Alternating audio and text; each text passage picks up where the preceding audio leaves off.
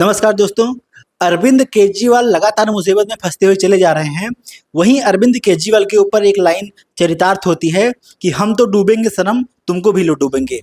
अरविंद केजरीवाल ने आरोप लगाया है कि सीबीआई कह रही है कि अरविंद केजरीवाल के द्वारा आरोप लगाया गया है कि मनीष सिसोदिया ही इस पूरे शराब घोटाले के मास्टरमाइंड या कर्ता धर्ता हैं। दोस्तों, पहली चीज तो ये, और दूसरी चीज वही सुनीता केजरीवाल ने कहा है कि अरविंद केजरीवाल की जो पैंट है वो ढीली हो गई है, उनको बेल्ट उपलब्ध करवा दिया जाए। कोर्ट में आग्रह किया है सुनीता केजरीवाल ने। हम इन दोनों बिंदुओं पर चर्चा करेंगे। सबसे पहले तो ये कि अरविंद केजरीवाल की पत्नी सुनीता केजरीवाल ने कहा है कि अरविंद केजरीवाल को घर का खाना उपलब्ध करवाया जाए। जो ईडी है और जो सीबीआई है, ये अत्याचार कर रही है अरविंद केजरीवाल के ऊपर। अरविंद केजरीवाल को घर का खाना नहीं मिल रहा है। दोस्तों, आप बताइए, एक व्यक्ति जो जेल में बंद है उसको घर का खाना दिया जाना चाहिए या फिर उसको जेल का खाना मिलना चाहिए? दूसरी तरफ उन्होंने कहा है उनको एक रामायण की और महाभारत की बुक उपलब्ध करवाई जाए, उनको चश्मा उपलब्ध करवाया जाए। तमाम सारी बातें की हैं, लेकिन दिलचस्प बात यह है, वहीं सुनीता केजरीवाल ने कहा है कि अरविंद केजरीवाल की जो पतलून यानी पैंट है वो ढीली हो चुकी है, उनका वजन कम हो गया है, उनको बेल्ट उपलब्ध करवा दिया जाए।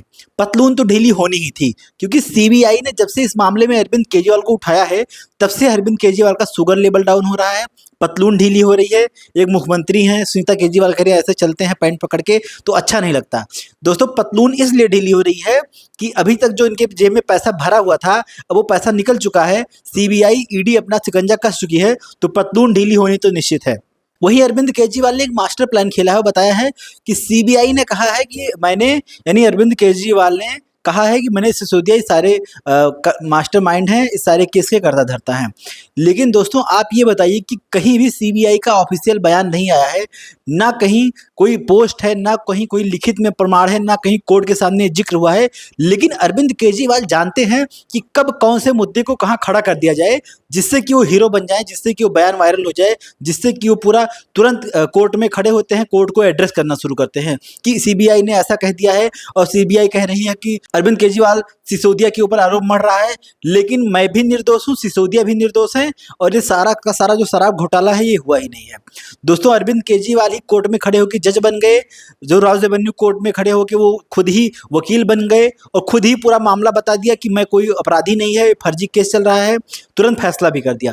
अरविंद केजरीवाल का ये जो दिखावा है, ये जो चरित्र है, ये कहीं ना कहीं अब दिल्ली की जनता, देश की जनता समझ चुकी है और सीबीआई ईडी तो पहले से निश्चिंत है कि इसी पूरे मामले में अरविंद केजरीवाल को हमें किस तरीके से कसना है, किस तरीके से सबूत जो हैं वो इनके ऊपर भारी पड़ेंगे। दोस्तों, एक जांच एजेंसी को के ऊपर इस तरीके से आरोप लगा देना कि इसने ऐसा बोल दिया वैसा बोल दिया, ये जो झूठी बातें हैं, अरविंद केजरीवाल उसको भली भांति जानते हैं। लगातार वो सीबीआई को टारगेट कर रहे हैं, लगातार वो ईडी को टारगेट कर रहे हैं। जो उनके नेता हैं संजय सिंह की बात कर लें कि भारतीय जनता पार्टी के इशारों पे सीबीआई काम कर रही है। लगातार ये देश की न्याय व्यवस्था को, देश की जांच एजेंसियों को तराजू पे रख के तौल रहे हैं, उसको बता रहे हैं कि तुम्हारी औकात क्या है, तुम झूठ बोल रहे हो, तुम ये कर रहे हो, तुम वो कर रहे हो।